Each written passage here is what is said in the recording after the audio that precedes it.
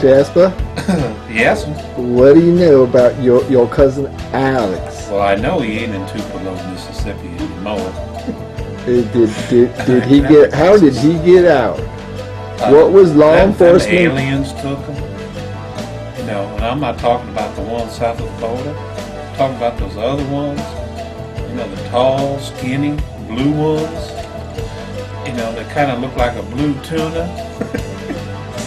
Except without the tuna. Do those aliens really exist? I think that's just a fairy tale that the left-wing media has been pushing on us for years. Well, you know, it's true that anything's possible. But the more you drink, the more aliens you'll see.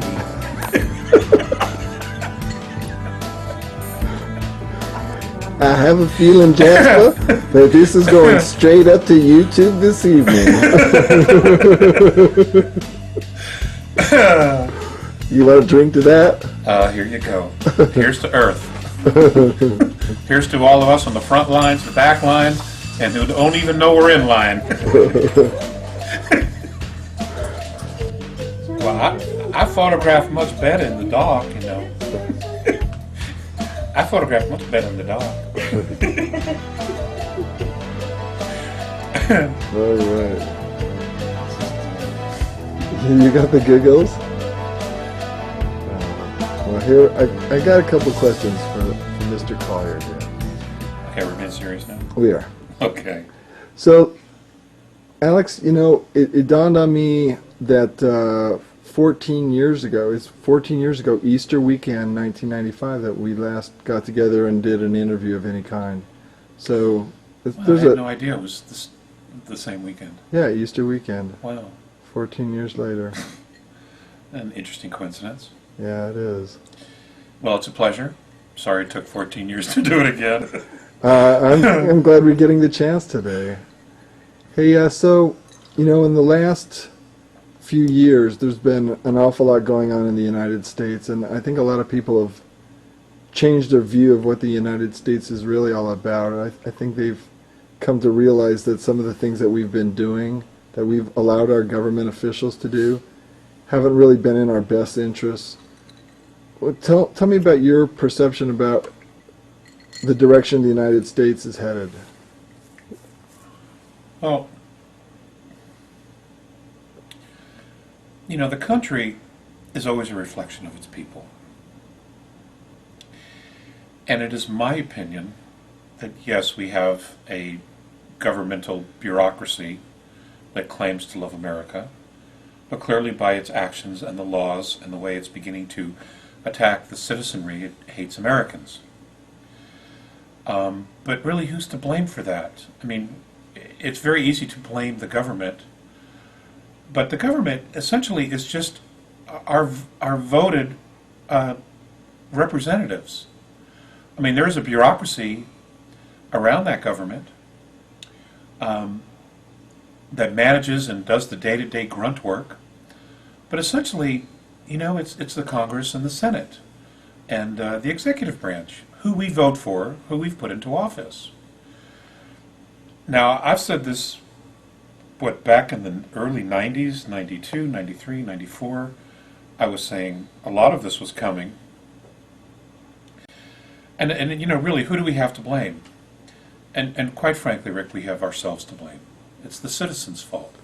We abdicated management of the government to a group of politicians who are allowed to take campaign contributions from private industry, from corporations, from the military-industrial complex to do their bidding.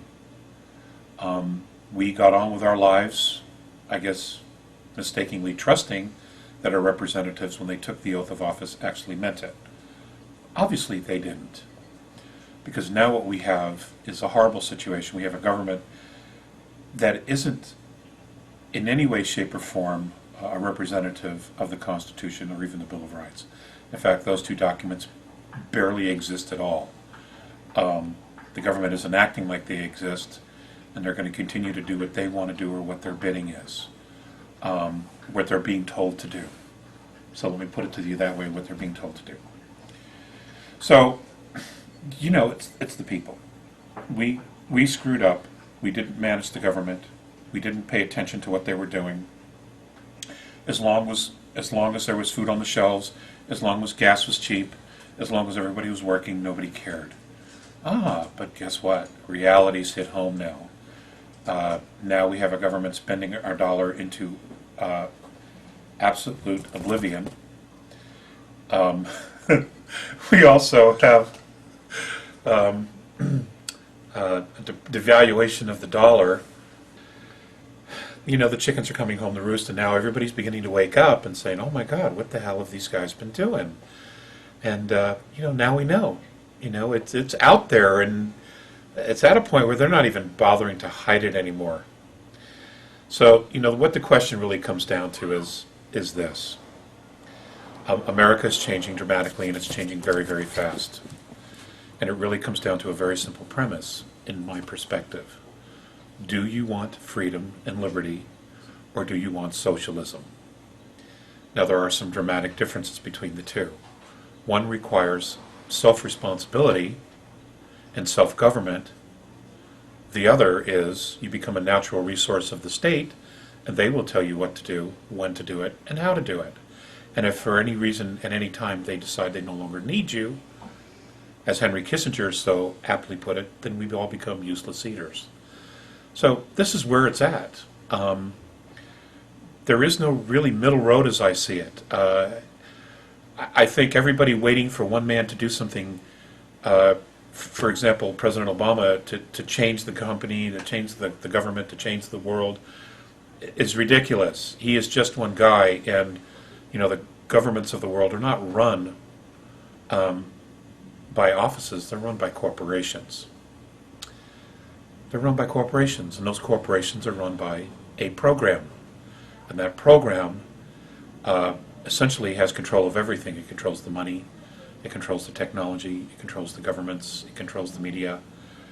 And some of the personages within that program are not us. They're extraterrestrial. And I know many people will say, "Oh, that can't be, it never happened." Well, it doesn't matter at this point what they think. What is what is. And that's where we are, and now it's all coming to the forefront. And the next couple of years are going to be just the most interesting and the most full of growth opportunities for people, dark night of the souls for many people, and an opportunity to not only change the way we live, but also the way to change our perspectives on how we want to live. And, really think about what really is important. Is it the money? Is it the dollar? Is it the big car? Is it the $1 million home? It isn't any of that. It's our family and it's our friends. We don't need all this crap. We just don't. What's important is who we are. Where are we going with ourselves? Have people looked inside themselves and said, I do all this work, I support